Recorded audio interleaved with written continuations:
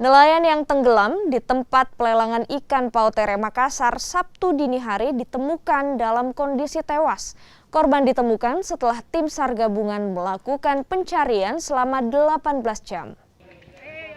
Tim SAR gabungan akhirnya menemukan Saripudin, nelayan asal Kalimantan yang tenggelam di tempat pelelangan ikan Pautere Makassar, Sulawesi Selatan. Korban ditemukan dalam kondisi tak bernyawa sekitar 500 meter dari lokasi tenggelam. Usai dievakuasi, jasad korban selanjutnya dibawa ke Rumah Sakit Bayangkara Makassar.